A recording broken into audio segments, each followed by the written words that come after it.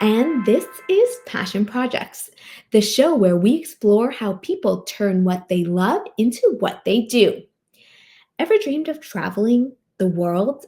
Well, our next guest, Tara, has turned that dream into reality. As the voice of Travel with TMC, Tara inspired others to explore thoughtfully, blending her love for sustainable travel, education, and community connection.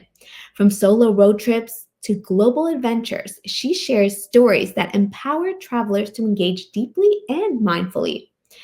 And without further ado, let's welcome Tara. Tara, thank you so much for taking the time to join us here on Passion Projects. Thanks for having me. It's so nice to meet you. And I love to begin every conversation with knowing what's going on in this world right now. What is bringing you joy right now? Oh gosh, that's a great question. If I'm honest, today is my nephew's second birthday, and I called him this morning, and just his cute little face, he's bringing me joy right now. I love that. That's so awesome. That's so awesome. So I want to begin by asking you. I mean, I read your website, but from your perspective, where did this itch for traveling come from? As a family, so I'm one of four, and I'm from Ontario, Canada. So we did a lot of road trips growing up to visit family who lived about 8 hours away from us. And then we did road trips just because traveling with four kids is a lot of money. We were flying everywhere. So we saw a lot of Canada and the States growing up. And then when I was 14, my parents very bravely took all of us to Europe for about 6 weeks. We went to a few of the countries that we have heritage in, and that just blew my mind. I was like, I need more of this in my life. So I would say that's where it all started. And then how did this journey progress when you were kind of putting together this whole travel blog and I kind of evolved into what you're doing now? Yeah, great question. So out of university, I moved to Ireland for a year. And at that time, I didn't have the blog, but that was my first time like living overseas and all that kind of stuff. And the second time that I moved overseas was for work. I was living on a little island called Jeju. It's a part of Korea. And I started a blog by a different name, but it was basically to let family and friends know I was alive and what I was up to. And I've always loved writing, and I've always loved documenting life and photography. So that's what the blog was to begin. And that was back in 2015. And then 2014, 2015. And then I quit that job. It was really not a good situation. And so I stopped the blog at that point because I thought, what's the point of writing about life at home? And then about 2 years later, my then partner and I quit our jobs, went on an around the world trip for about 4 months, and moved to New Zealand for 8 months. And in that time, he really encouraged me to get into blogging more seriously. He's like, you love doing this. People do this for work. And so I started learning about SEO and how to build a website and what blogging was from that perspective. And then from there, it's just kind of snowballed. The pandemic changed what I was writing about. It went from international destinations and experiences to a lot of Ontario focus. And ironically, that's when the blog started to get quite a bit of traction. There's been lots of changes throughout. I now have a camper van, so that's included in the content. And You know what's so interesting to me is like, this is something that I remember doing as well. It's kind of just learning on the fly, kind of just getting integrated in what you're doing. So for me, I remember when I loved basketball and I wanted to do something related to on-air content, the only way I could do it was kind of have these mini DVs and a video camera and just shoot by myself, learn to edit. And so to your point, there's so much that you can learn by just doing. And 100%. That's how we progress, and that's how we learn, and that's how we grow. For you, that's amazing to see how the evolution has gone now into the traction that you built with your blog now. And I mean, there's so many different ways there's so many questions that I have. I can't. I'm happy to answer what I can. Yeah, for sure. Like I would love to hear more insight about solo travel and what that looks like and how you kind of go about doing that. I mean, is it challenging? Is it inspiring? What is it like for you? Yeah, solo travel is an interesting topic because, to be honest, I bucked the idea for years. I had zero interest in traveling by myself and really wanted to share my experiences with people because I found that when I returned home, I didn't have somebody who could like relate to the experience or would want to talk about it as much as I would, or, family gets bored of it after a while. And I was like, I have no interest in solo traveling. And then it came to a point in 2019 where friends were married and having kids and my partner didn't want to travel as much and all these other things, and I was dying to travel, and for whatever reason I just said screw it, I'm going, and spent most of that year, almost all of my trips, traveling on my own, and was shocked by how much I enjoyed it. You get a different kind of flexibility and freedom with your days. I've traveled with a lot of great people in the past. I think having a good travel partner or group is really important, though, to enjoying the experience. And when you're traveling by yourself, you're the one making all the decisions. You're the one who's like directing the energy for the day. And it was a really, really neat new way to explore both um, myself and what my interests were and how I wanted to do things, and also explore the external world too. I would highly suggest solo traveling to anybody who wants to try and maybe isn't sure. Yeah, I mean, it definitely piques my interest a lot. Did you have readers come in and share or want to understand more of how you did it and was it relatable to them too for those that have done it as well? The solo travel, I haven't had as much, I would say, response to that. What I do get a lot of intake on is how do I afford to do everything? And I think part of that ties into being a solo traveler, which I am now. I do travel by myself primarily now. And it's typically more expensive as a solo traveler. So a lot of people are asking questions about the finances, less so about maybe confidence in or curiosity about it. I think we also see so many women traveling individually now that it's less unusual, and um, maybe there are less hurdles then for people to get to that on their own.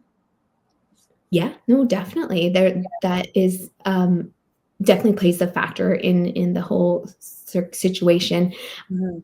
And when you talk about finances, I know you are a travel coach. I mean, how do you help navigate people through the rigors of what we're living in now, where I mean, there's so much uncertainty in this world and travel. Do you find that it's more difficult than it used to be?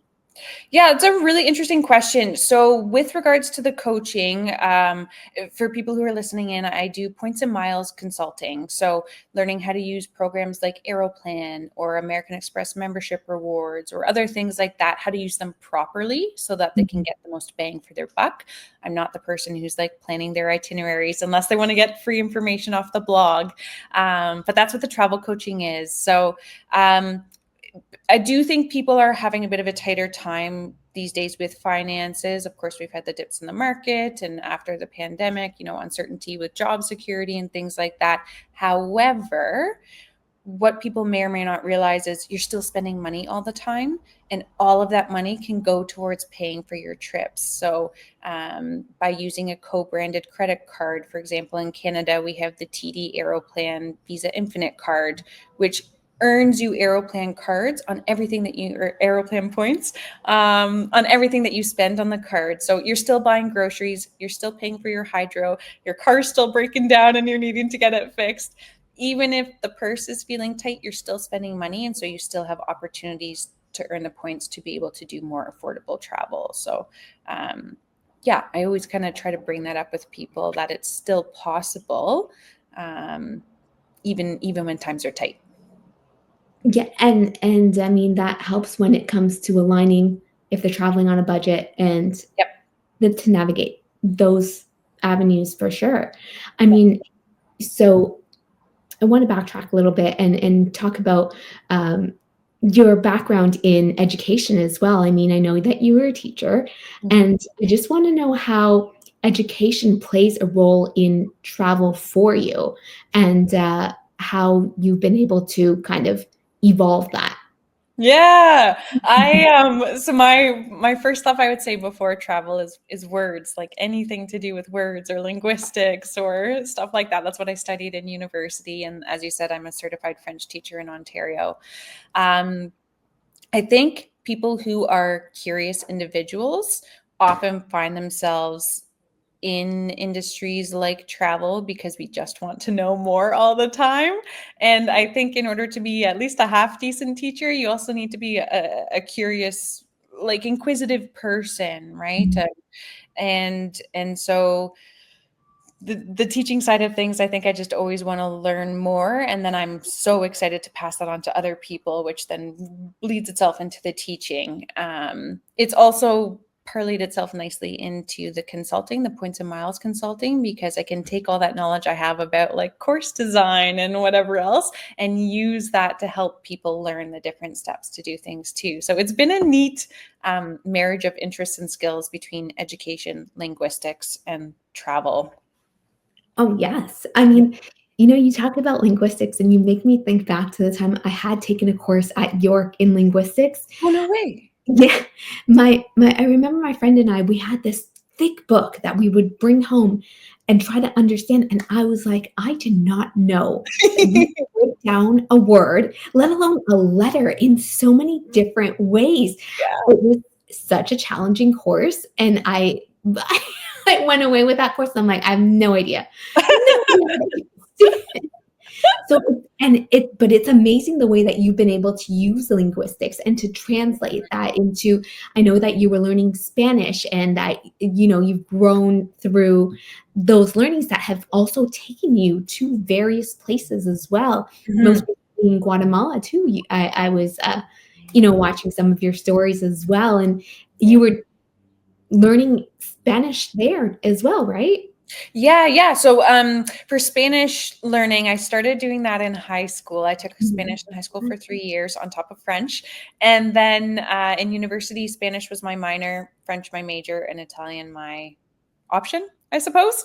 Yeah. But I haven't really spent a lot of time immersed in Spanish speaking cultures. I've traveled to a few Spanish speaking countries, but this opportunity in Guatemala to be a proper student again and brush up on my skills, which were a little rusty, and be living in the language on a daily basis outside of the classroom too was so awesome. And I stayed with a host family, which was phenomenal. So all of our meals we had in Spanish. And yeah, it's such a fantastic way to connect better with the places that you're in too when you have some grasp of the language.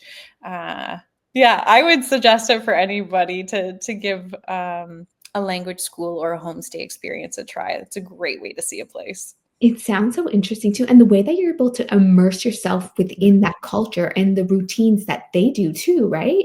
Yeah, yeah, and you would appreciate this actually. They were a big basketball family, which I did not anticipate in Guatemala. The father coached basketball. He was a teacher and he coached basketball, a bunch of different teams, I think. And their teenage daughter, she's like 12, 13. She plays on like different teams in town and they had a little basketball net in their courtyard area. I was like, this could not be a better family to be placed with. Yes, that's amazing. Oh, Yeah. I need to meet them. Yeah. Yeah. What is a day-to-day like for you? I know every day must be different, but what is a day-to-day like? That's a great question.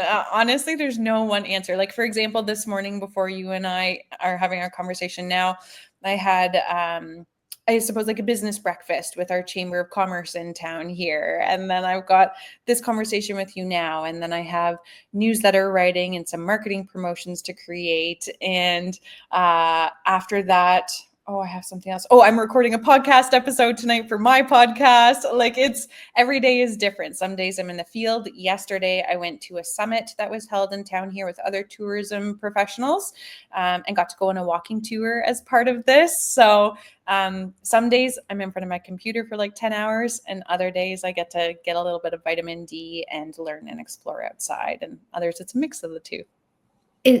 How does it feel that you get to kind of dictate your own schedule, that like you're waking up every day immersed in doing something that you love? Yeah, if I'm honest, it's a two-sided coin.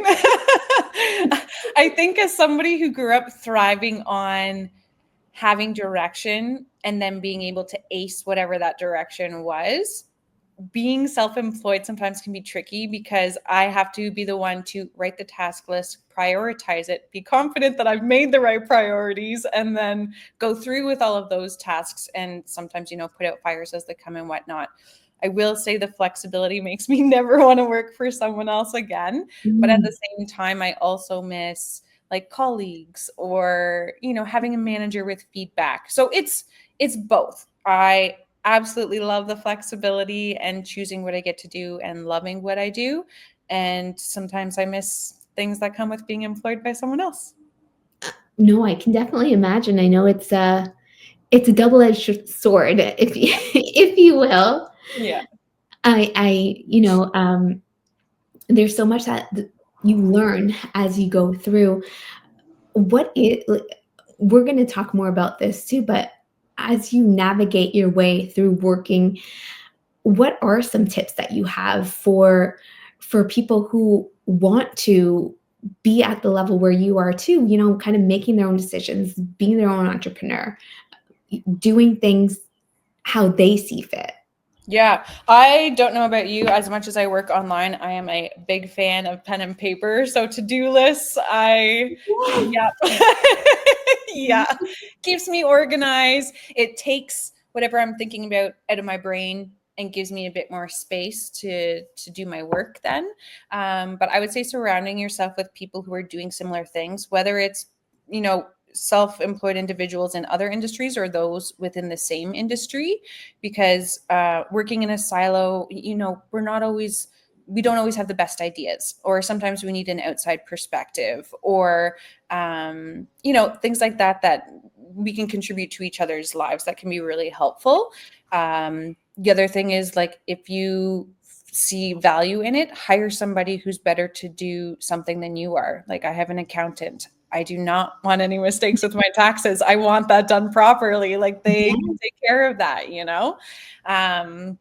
So yeah, I would say those are a couple of things. And then the other thing is, don't get into it for money, because if you get into it for money, your burnout is going to happen so much faster. Whereas if you're doing something because you genuinely enjoy it and you genuinely want to be of service to people, that's going to help with the little dips that you'll find in your journey, because those are going to happen regardless. And I think if you really love what you do and if you're really passionate about it, that will be your guiding star through those moments. And it'll feel so much better when you have your wins as well, I think. I mean, how do you navigate through the challenges too? And there must be so many bumps in the road, but overcoming them is also Yeah. rewarding. Yeah. I think a couple things. One, again, writing down things really helps my mind relax. If I need to have a cry, I have a cry. Some people, like, they go for the run or they bake cookies or they do whatever else. I'm like, if I cry, it's out of my system and I'm good to go on to the next thing. I also talk to people who might have some advice that would be helpful for me, or that I know are good listeners, because sometimes we just need to, again, like, let it out and release it and then be able to move on with things. And then it doesn't hurt to have like cheerleaders in your corner either, whether it's, parents, friends, partner, colleagues of some sort, but somebody who can be like, it's okay, you got this, just keep pushing through. So it's a mix, depends on the scenario. I would say, yeah, for me too. I feel like of late, mindful practice has been, and wellness has been something that I've really integrated into the way I navigate through the day as well. So whether that be a meditation or whether that be going into a sauna and just Mm-hmm. releasing any sort of toxins I'm feeling as well to help, and journaling. I feel Yeah. like I've neglected it for a while, but journaling or talking about at night 3 things I'm grateful for, you know? Yes. Yeah. That, and I would say I heard, I forget who it was the other day, Adam Grant, maybe that's his name. He had mentioned a thing that we can add to this, which I haven't done yet, but I want to try it, is in addition to writing down what you're grateful for, write down maybe one way that you made an impact in someone's life that day. Because it feels good to help other people as well. It could be something as simple as I smiled at somebody that I walked by on the street and they smiled back. Or it Yeah, could be, I had a client win today or whatever it is. But I'm with you on the journaling and the gratitude and the wellness. Like getting in some fresh air or some movement is a yes. game changer. And it doesn't have to be intense, but But even prioritize going on those that. walks, I'm sure you'll get, like, ideas flowing, and then you can come back and, like, just regurgitate that onto pen and paper. Yeah, and I think also because you have to be present when you're doing those things, similar to like when I'm teaching as well, because I still teach languages privately to a few students.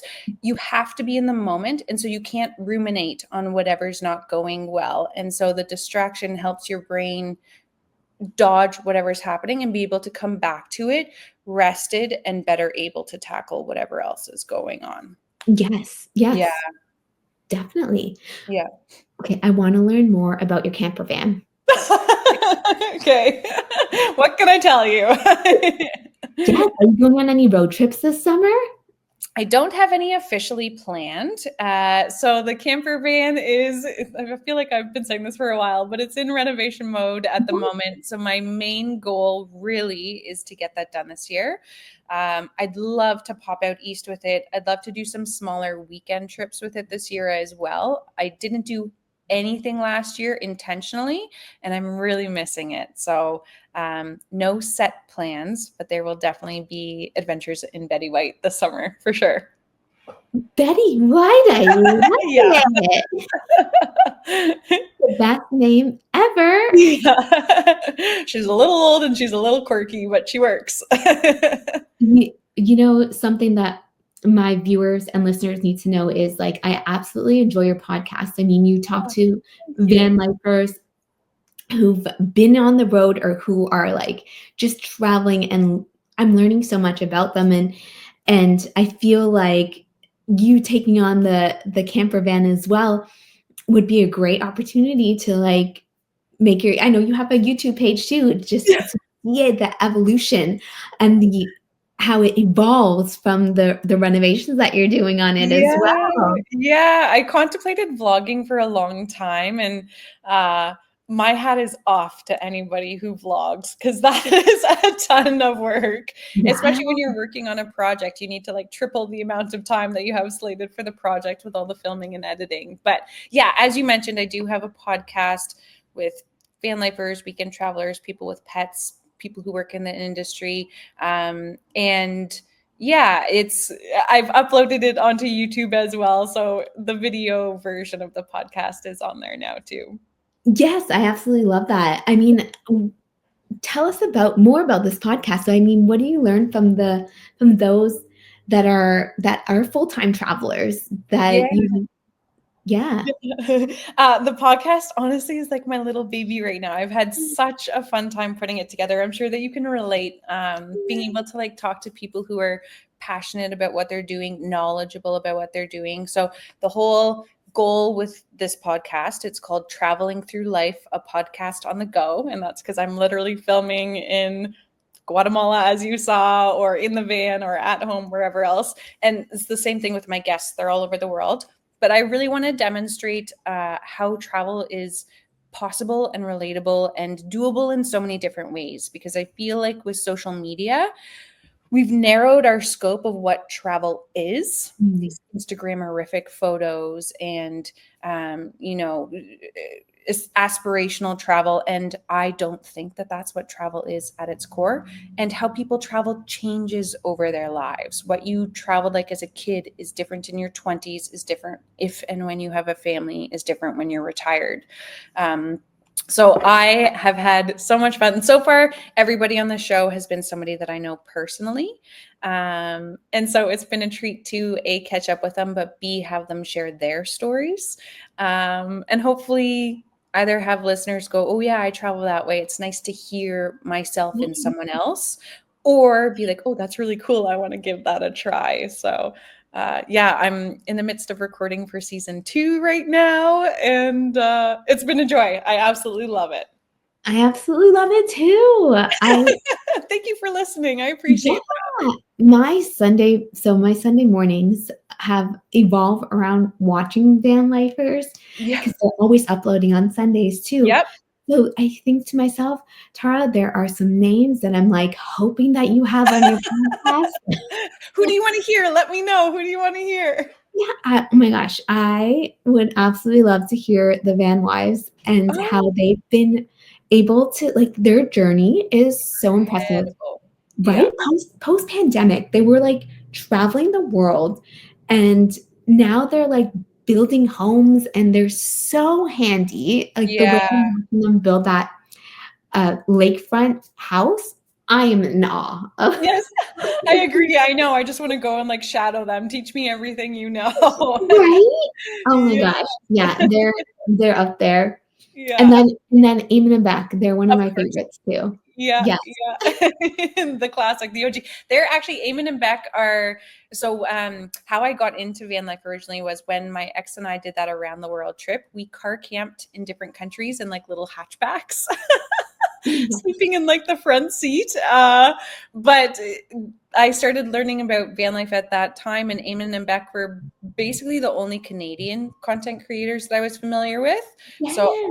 yeah, I've been following their journey for a long time as well, and they're really my introduction to, oh yeah, this is in a Canadian sense, this is doable, this is relatable, really. They lived in Toronto, I'm from Kitchener, like yeah, very cool stories. And with Jazz and Crystal out east, again, seeing like two strong women who can like tackle projects and learn things, and yeah, phenomenal. So exciting. Yeah. So much that I've learned through watching watching them all. And then Kara and Nate are Yeah. also, you know, 2 amazing they like they traveled I was watching their story today to their 111th I country. saw. What it was in Africa, right? Yeah, yeah, yeah, Yeah. yeah. Yeah. Yeah, their journey is absolutely amazing. Very inspiring. Yeah. Most definitely. Oh my gosh, yes, there's so much uh, for you though, it must be so rewarding as well to just be able to help someone navigate through points and miles and points because that's a hard way to navigate the amount of credit cards that you might have to build to go through that. But also, as you had briefly mentioned, the way that you're teaching students languages as well, that you're still keeping up with that. So that yeah, I'd love to know more about how you're kind of going about doing these classes with them. Is it Mhm. online or are you in person as well? Yeah, great question. So the private teaching I've been doing since university, just again, like always love teaching, love languages. It's been a natural fit that way. And I liked making my own hours was how that started. So it's changed over the years. At some, like when I live abroad, I teach my students online, or when I'm traveling, like when I was in Guatemala, our classes move online. But I do have a few students who come to my place and we do lessons here, like you would do a piano lesson or something, you know? But I love the lessons together because with one-on-one, unlike in a classroom setting, you can really meet the needs of the students so much better and see that progress happen. It's like magic. And then when I'm abroad and they're with me, we incorporate learning about the culture that I'm in, or the location, or you know, the animals, things like this, into the language that they're learning. So they're getting a little taste of the world, and they're getting the language learning component as well. So it's a lot of fun. My students are everywhere from, like, I have a new student that just started, she's 4, to people in their like 70s that I've taught, and you know, everything in between. So it's been great. And how many languages do you speak and teach? So I teach English, French, and Spanish. I have taught beginner Italian, but my Italian's so rusty right now. I don't think I could do much. I'd be learning as I'm teaching. And then I just know like smatterings of other languages to be, in a very basic way, polite when I'm traveling through. But English, French, Spanish are my main languages that I can speak. Amazing. I Yeah. want to do some rapid fire with you. I Yeah. know this is what you do with your guests too. Um, okay, so here we go. Okay. What is your go-to snack on the go? Chocolate. Always chocolate. Dark or milk? Does it matter? I like milk. I know it's not as good for you. It's not real chocolate. If I have to, I'll have dark chocolate as well. No, that's totally fine. Yeah. What is your favorite song right now that you have on repeat? Oh, that's so hard. Oh, you know what though? So Bon Iver has a new album out, and I don't know if there's one song from that album, but I've had the whole album on repeat since it Wow, came out. Yeah. I love him. Yeah. A travel must that you always have to have. A credit card and a good attitude. Yes, yes. Through your travels, can you share a place that's completely surprised you, whether that be emotionally, culturally, or personally? Yeah, 100%. Iceland comes to mind right away. So when we did that round the world trip, my ex and I kind of alternated which countries we would go to in terms of who chose what. And he worked in photography and film and those kinds of things. And like, he was like, we have to go to Iceland. There's phenomenal landscapes, blah, blah, blah. And I was like, I have no interest in going to Iceland. I'll choose the next country. But I have to say, when we got there, as somebody who doesn't travel primarily for nature, even though I enjoy it, it blew my mind completely. I want to go back. I want to go back in the winter. That place is like another planet. It's just, we did, and around like we drove the circumference of the island, which is roughly 800 kilometers, and I'm used to doing 700 kilometers in a day to go visit family. So I was like, oh, we'll have tons of time in 2 weeks to see Iceland. That's nothing. Yeah. Literally, it would take us a full day to go 60 kilometers because every so often there's like something brand new and completely different that you have to pull over and check out. Iceland is totally lives up to the hype. Go. I'm booking my flight. I need to Yeah. go there. Yeah. Where did you have your most favorite meal? Ooh. Oh, that's such a good question. I don't know if it's my favorite meal. However, it was probably one of the most satisfying meals. I was working in Ireland at the time. I was a little grumpy with my job, and my colleague and I, we were in Galway for work. We traveled around the country for work. And we had a company credit card for our meals. We had like a stipend each day for meals. And so we went to this one restaurant and we made sure to order the most expensive thing on the menu. And it Nice. was a lamb dish, which isn't something I usually order, but it was so delicious. And it was, we were grumpy 20 something year olds. And so maybe that one. I don't know what that says, but No, I know. It reminds me of the time when I went in my 20s backpacking after I was done school. Remember that was like the cliche thing to do. oh, So it's we the backpacked best though. the Yeah. best, right? Yeah. Backpacked across Europe. I remember my backpack broke like once we landed in London, but Oh. that was okay. Like I had a friend sit in a relative's house and just kind of like sew my backpack together. Oh, It was that's so really nice sweet. of her. And then we had gone to Amsterdam, and I remember for some reason there was this like lasagna dish or something that was like my favorite meal. I just remember how good it was, Nice. recollecting back at it, but can Yeah. not name the place of where I Yes. had it. But yeah, Yep. That's a great question. I might have to snag it for the podcast. yeah, definitely. Um, what is one piece of advice you would recommend to someone else when it comes to traveling? Yeah. Super basic, but go. Don't think, just go. I don't think you will ever regret a trip, even if things don't go as planned. Maybe even especially when things don't go as planned. Go. Love it. Mhm. And For you, what is next? What can we expect from Tara?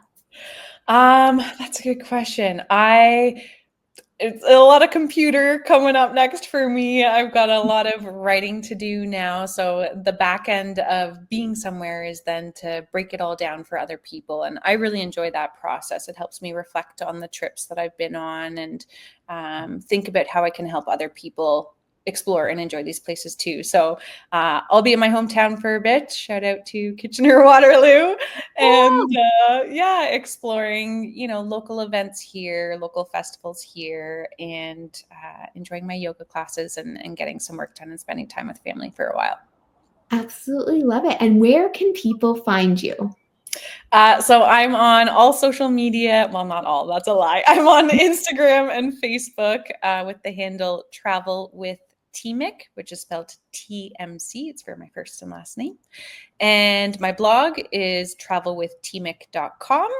And the podcast is Traveling Through Life, a podcast on the go on all listening platforms and on YouTube. And I think that's it. If you want to email me, my contact information is in those places as well. Yes. Awesome. Well, thank you so much for taking the time here on Passion Projects. Absolutely enjoyed our conversation. Thank you so much for having me. This was really lovely. And it was neat to learn that we had so much in common as well. So that was very cool. Yes. Yeah. Absolutely. Thank you. That's it for today's episode of Passion Projects. A big thank you to Tara for sharing her journey and inspiring us to see travel as more than just a destination, but as a path to connection, growth, and purpose.